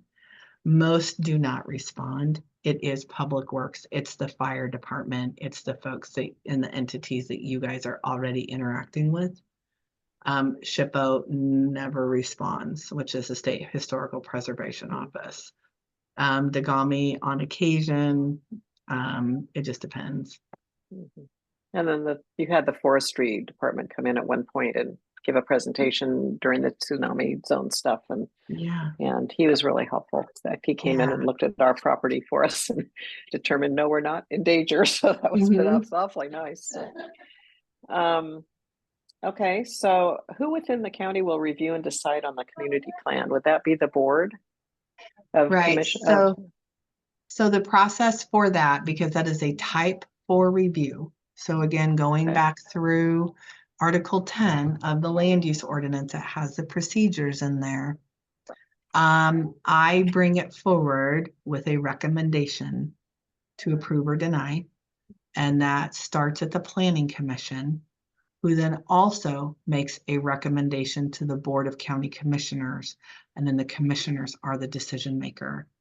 But like conditional uses and variances, there are strict criteria that are the basis for the decision.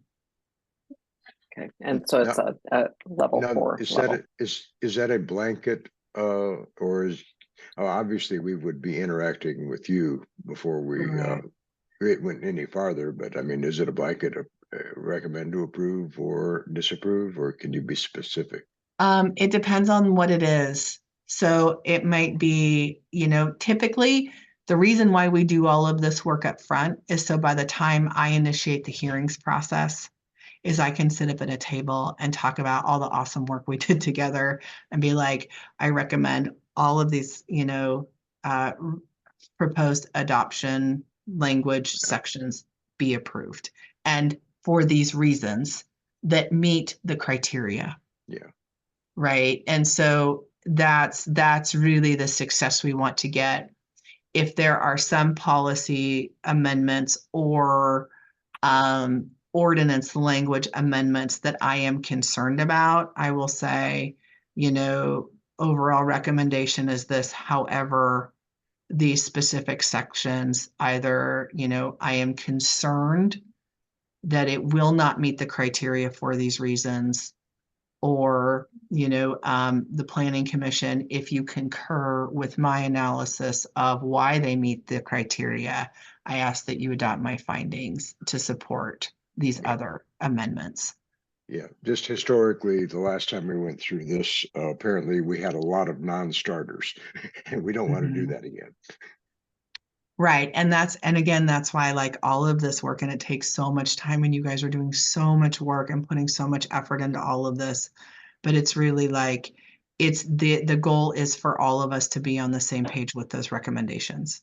Yeah. Right. Because I mean, the other thing is that if I come up with a determination as to why a proposed amendment wouldn't meet the criteria, that's going to carry a lot of weight.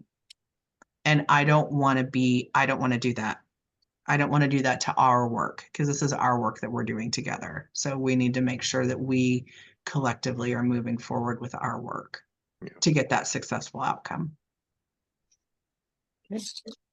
Thank you. Moving on, records. Some of this we went through in some detail already, so I don't think we have to spend a lot of time on this, but in terms of the rights of access of members to records of the NCAC, we're very clear that members have rights to all of our records, and really anybody does. It's a public document, right? So, but in terms of what's included in the records, I think we had a determination from the county council that we can take out email addresses and phone numbers out of records that are posted. That we had that early on just for our own bylaws work, that if we had an email, we can take that out. So, but we just thought we would throw this out. And then who would pay the costs of a records request retrieval?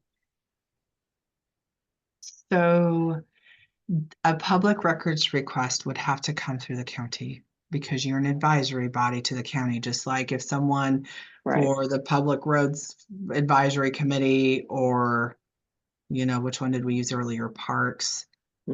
If the CAC got a public records request, that would have to come to me. Okay. And then what happens is, for a public records request, I would work with you to get a cost, or to get a time estimate of how long it would take you to provide me with that information.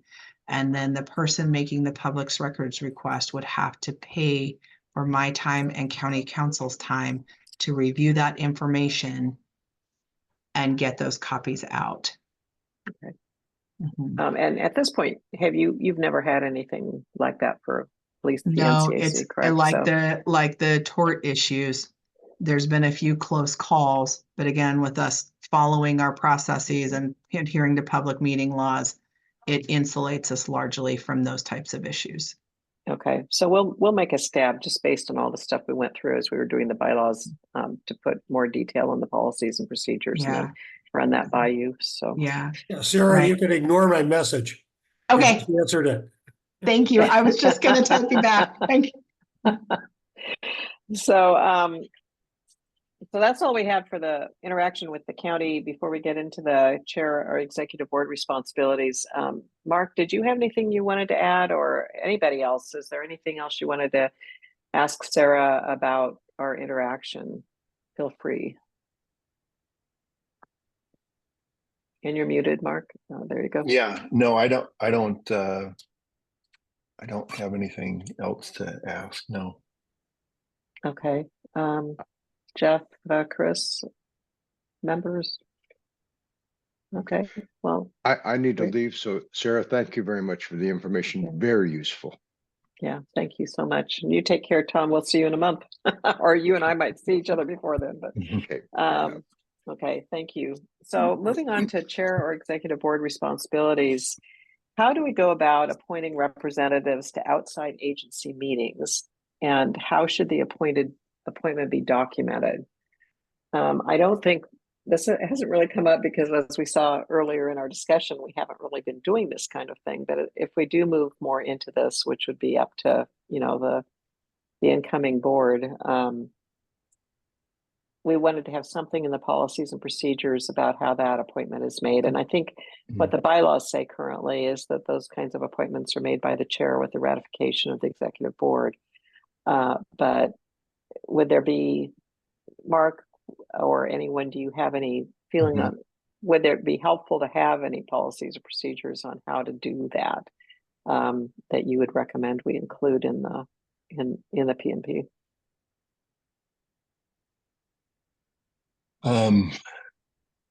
So I was thinking about this when I looked at the questions. So outside agency meetings, I think what we would be talking about is somebody just to attend and gather information and report back. Is that what you're thinking? Yeah, not even necessarily attending, but I think just with this monitoring task force that Yep. Guy has suggested, I'd like to suggest that we set something like that up at some point, maybe early in the year. I think he has a really good point that he's doing a lot of it, but he doesn't have any official capacity to do so, even though he has a lot of official hats. He's kind of doing it on his own. But he mentioned one case where the golf course was looking at doing something that would impact the creek going through it, and he had written them a letter, but just as a person saying, hey, this is illegal, you can't do this. And but it wasn't really on the capacity, with anything that the NCAC was behind.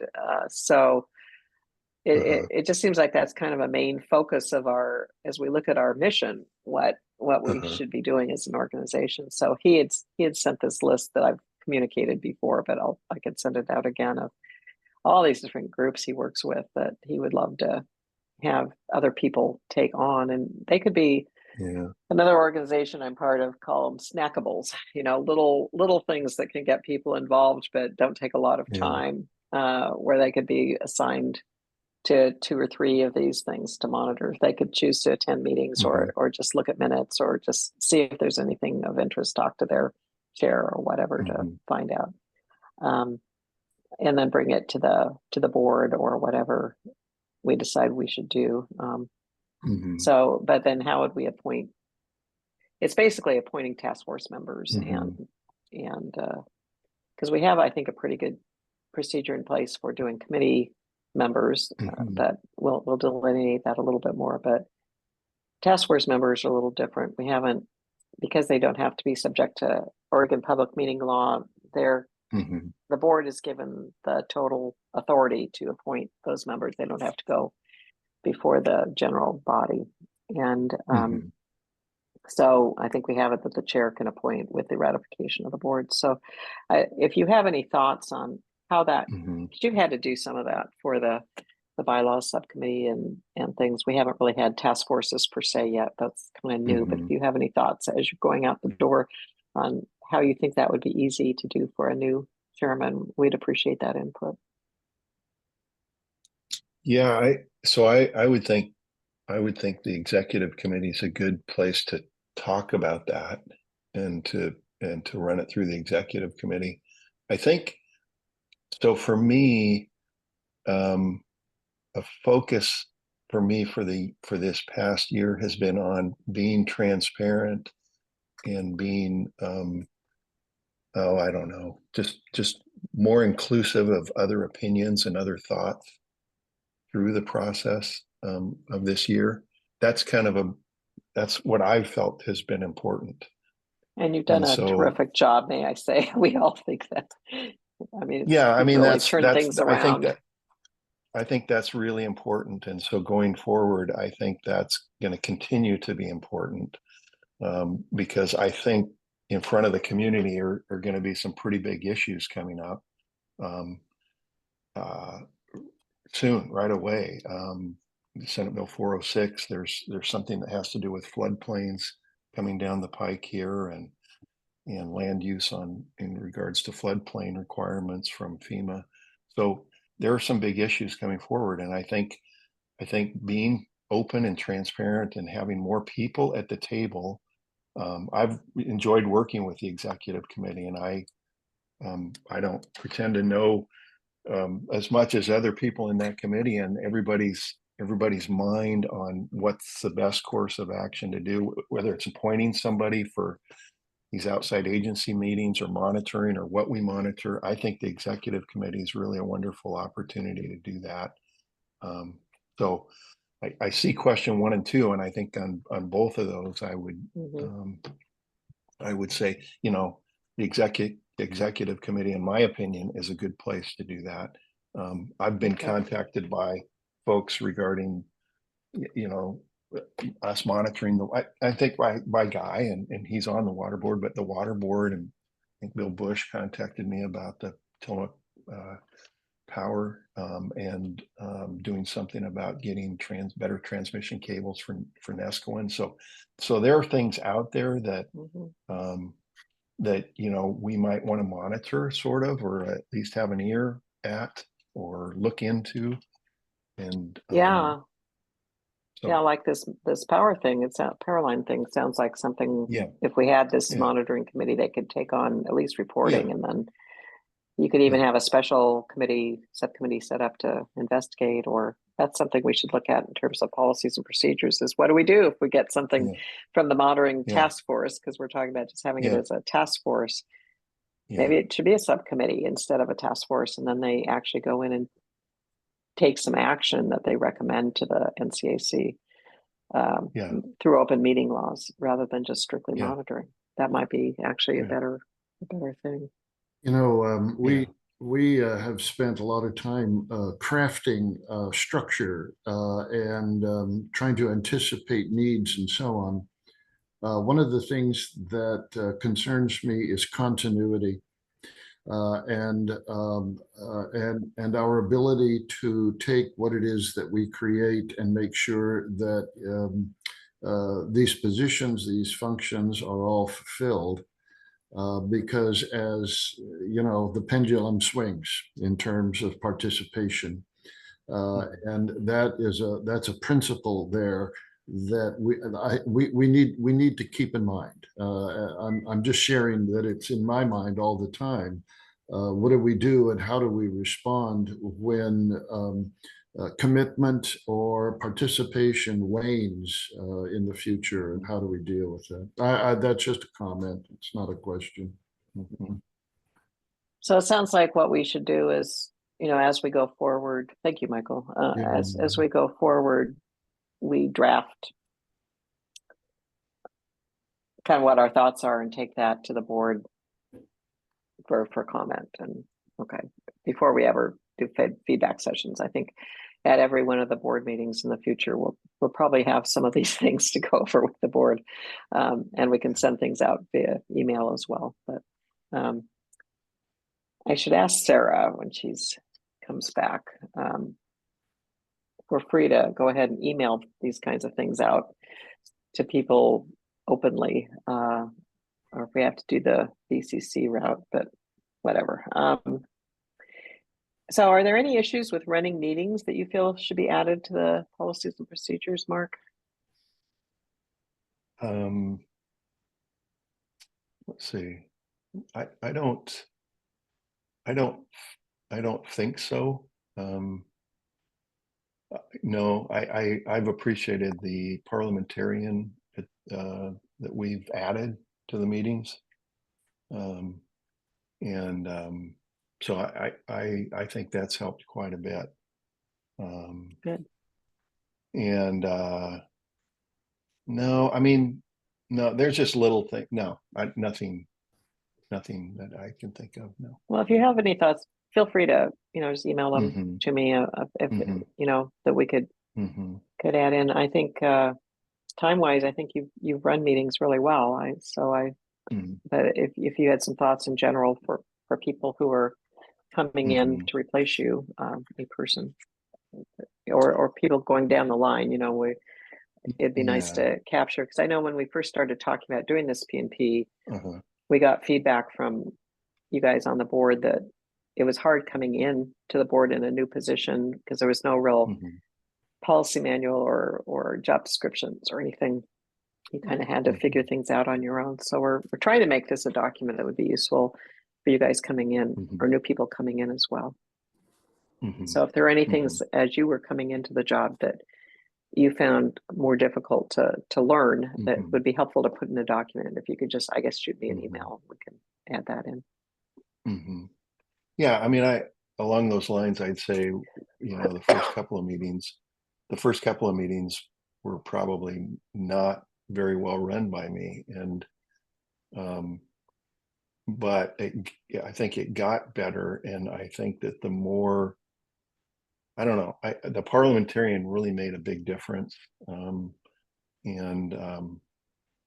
so those are maybe those are comments for question number 5, but, I'll wait on that. But yeah, I understand Or what you're just go saying. If go there's for it. something, That's Mhm. yeah. Okay. Yeah, I think basically that is kind of question number 5. I'm kind of getting out of Yeah. the list there, Yeah. but yeah. So it sounds like with question 3, if there are any issues with running meetings that should be added to the PNP, sounds like at this point. I think with all of those, if you could just email me, I'll share them with the committee. Okay. All right. And then in terms of the new executive board, for all of you who are on here, are there any things that you'd like to see specified more in the PNP regarding the executive board? We have certainly things in the bylaws about the executive board. It's Article 6, I believe, 7. Anyway, 6. But since it is new, this will probably evolve. But are there any things that Chris, Jeff, Mark, that you'd like to see in the PNP specifically that we should be looking at? No, nothing for me. Okay. Nothing for me today. Okay. Are you finding the meetings useful? The The executive board meetings? Uh-huh. Yeah.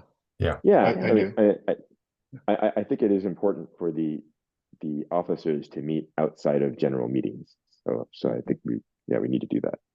Agreed. And it's helpful Mhm. for me to be able to bring up bylaws issues to you guys in a little more detail than we have in the general meetings. So, and probably for the community plan area too. Okay, well, good. So that's all I had for the chair position. Or vice chair, did you guys have anything else? Anyone that you'd like to add any of those questions? Okay. Sarah, when I send something out to the executive board, can I do that openly? I mean, I did it in terms of inviting you guys to the meeting. That if we have like things that are where we'd like to have their input on draft policies and procedure sections or something like that, can I send that openly to the executive board and to you?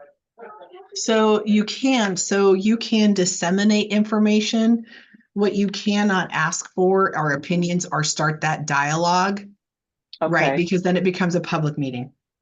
Okay. So I can send things out. I just can't say if anyone has What a do you comment, think then about this? yeah, Right? Right. So I could send something to me individually, though, correct? They could respond to something individually. Yes, they can. And then what I would recommend that you do, right? So usually, like with the Board of Commissioners, because I fall under the same rules. If it is an FYI, I will include them all in the same email and push out something that is an FYI. I am not asking for a response. I am not asking for dialogue. I am simply just disseminating and sharing information. If I have here is this, are you available to meet? Would you like to schedule time to talk about this? Or I am collecting feedback and comments. I will send that individually to each person. So there's no copying, and they all know, don't copy each other, right? Right. But then what I do is I take all of those comments, wait until the public meeting. And then I share everything with everyone in that transparent public setting. Okay.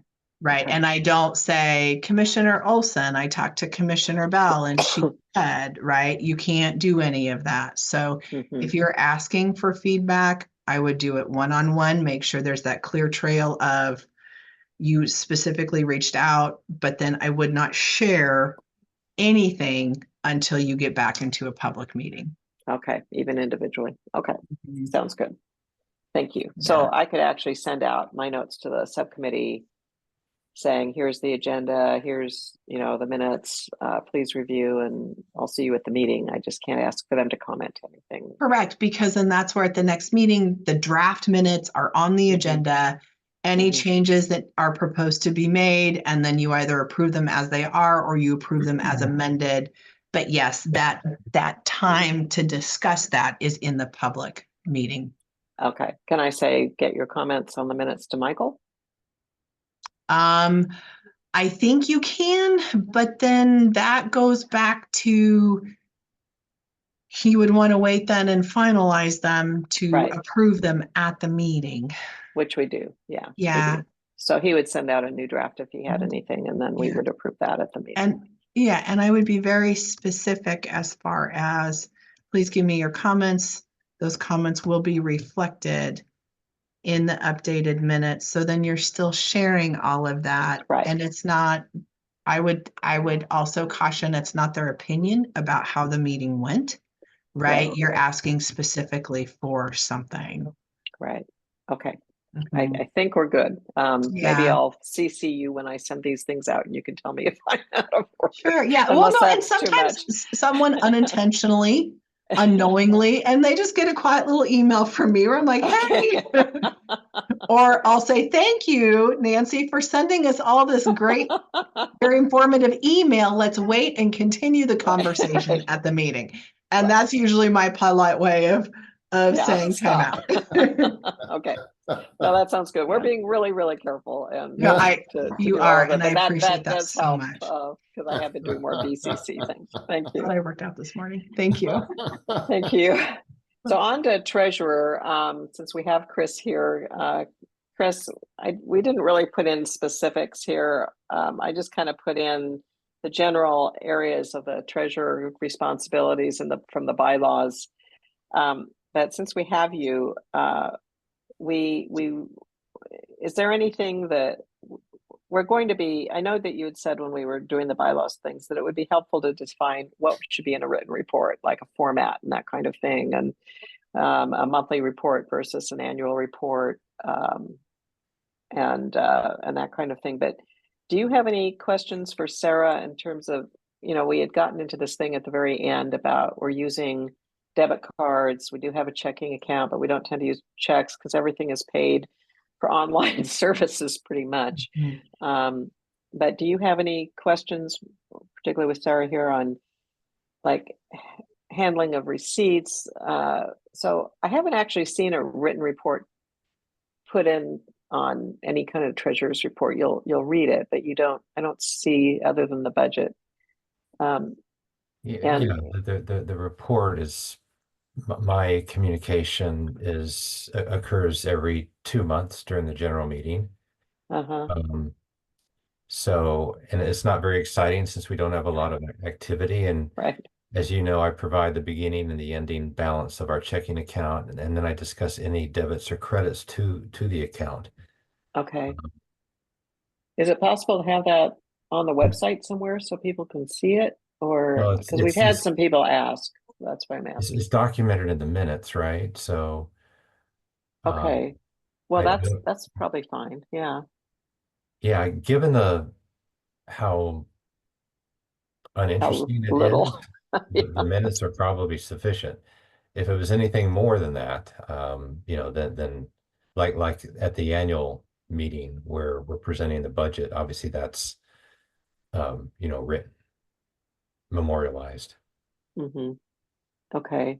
So I guess and I realize we don't have a huge budget or anything, but having something that shows any donations, shows any payouts and that kind of thing in a spreadsheet, or a Word version of a spreadsheet or something like that can be helpful. But we can talk. I maintain something on my local drive, but the handling of receipts and payments, I don't believe we have a formal process around that. Most of the services are technology related, such as Zoom and Squarespace, and those billing notifications are sent to my personal email account, and I typically pay those using our NCAC debit card. On occasion, I've paid some using my personal credit card, but not so much recently. And in the past, I've either donated those those amounts to the NCAC as a donation, or I've requested reimbursement from the NCAC. Yeah, you shouldn't have to. You shouldn't have to do that. Yeah, that hasn't happened for the past couple of years. So Part of that's the, you're waiting on the county funds, and you haven't had enough money in the checking account to pay through the county or through the NCAC account, correct? Oh. Gosh, we need to keep you from having to to front that money. That's not fair. Nancy, I raised the question about whether, and maybe one of the, our focuses ought to be not encumbering the CAC with stuff that we don't need, but I question whether we need anything for the treasurer at this point. You mean in terms of a report? And in terms of a policy and procedure. Well, I don't know, Wyatt. In terms of, I'd sure like to have something in there where the treasurer doesn't have to cough up money. I think by having a report that does show that we're in the hole, I think that might cause people to donate. Like I would donate if I understood that we needed that money. Chris,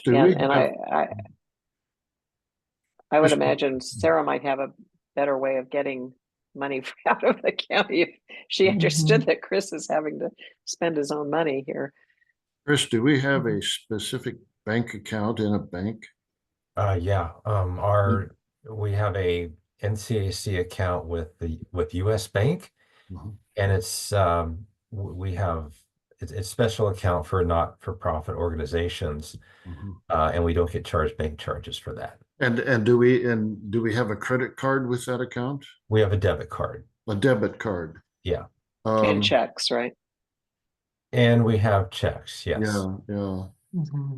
Okay. Jeff, you have your hand up. Yeah, I just want to put in 2 cents, like basically supporting what Wyatt was saying, that we do not want to load up these policies and procedures with kind of like little to-dos for the officers. But like I think we want to be zealous about not putting in hoops that people have to jump through. So like if like we should not solve the problem of like the treasurer having to front money by writing down a bunch of rules about what's supposed to happen. So yeah, I think we should just focus on if we need the treasurer to do certain things for transparency, write down those things, and same for all the other officers, but not don't try and solve problems with rules. That's my 2 cents. So Jeff, that was kind of related to what I was saying earlier about continuity and our ability to move forward, given people coming and going and so on. If we've got a big pile of procedures, not only is that tough to transition, but it's probably a no-go for people who are thinking they want to participate. Right. Yeah. The simpler it is, probably the better, assuming that we cover our bases. Right. Like I think that a good rule of thumb is you want people coming in to know what the job is, which I didn't know, and Mark probably didn't know either, but you don't want to just make a whole bunch of extra work. Right. Yeah. Right. Yeah. So, And I completely second that, or third that, or fourth that, but we're certainly not trying to do that. And but, Chris comes in as a CPA, and you've been a treasurer for quite a while, Chris, so you know the job. But if somebody were to come in behind you who didn't know the job, that's kind of where we're thinking of these policies and procedures, to give someone an easy start, that if there's a format for a report or something like that, it's not to jump through hoops, it's to give them a starting point on making their job a little easier on how they do this. Well, So because there may or may not be turnover, right? So hopefully there would be, but you can't always count on it. So I'm glad you raised the point. I think, Jeff, you raised a good point that we don't want to make it arduous, but if there's something, Chris, that you think would be helpful, I guess I'd ask that you maybe send an email on some things that might be helpful with these categories that would help a new person taking over to do their work. Yeah, Does that there's make sense? there's not a lot of complexity to my role.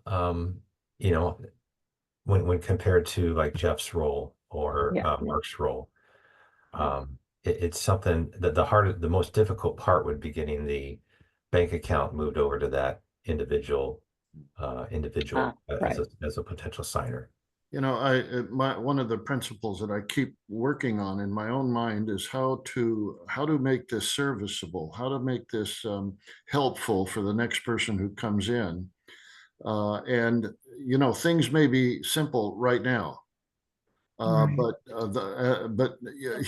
the natural progression of these kinds of things is they become more complicated, and we have to be aware of that fact, and keep it simple. You know, kiss kind of thing, but keep it simple. Yeah, and so that the next person who comes in, rather than have to face this big pile of stuff they have to do, we give them something that makes their life so much easier.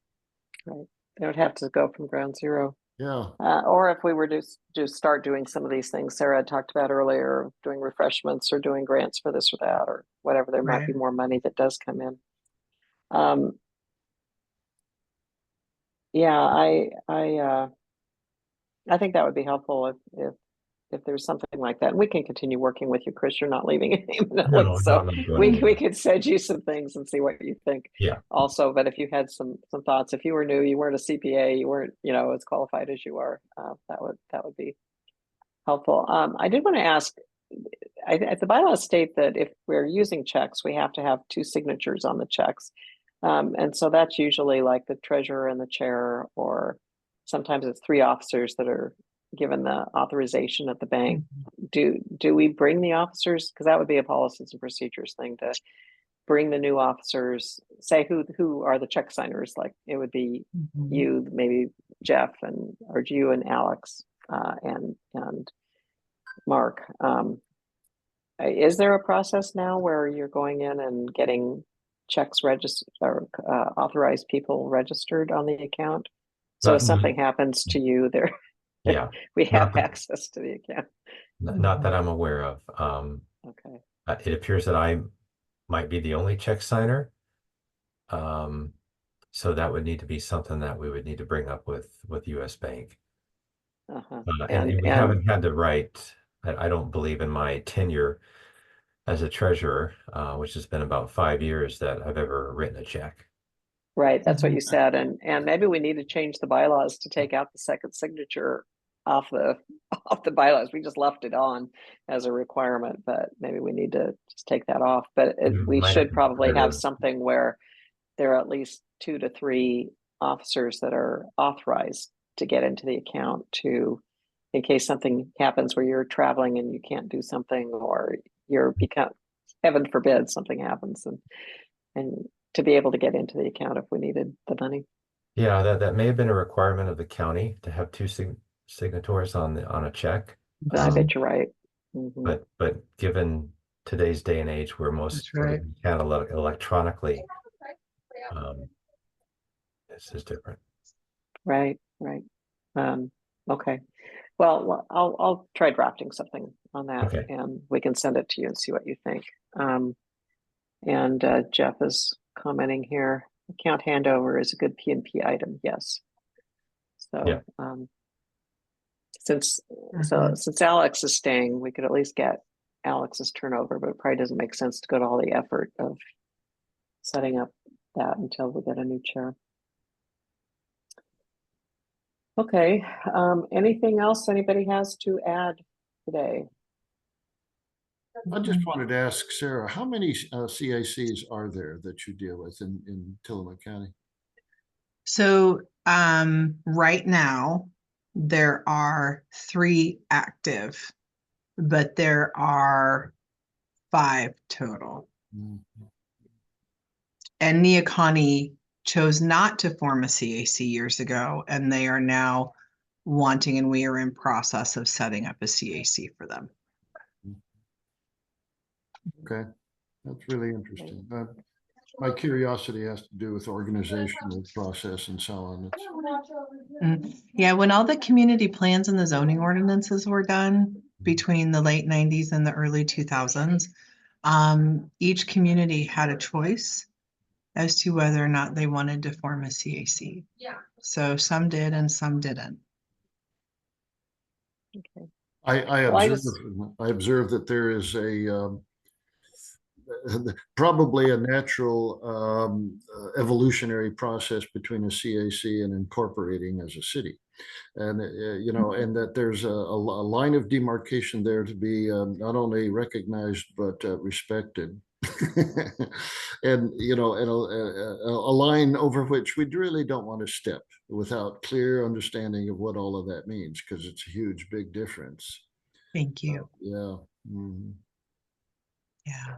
And I think, you know, just all of this is the county trying to find middle ground with Yeah. unincorporated communities to find those ways where they can have a voice because you're not incorporated, Yeah.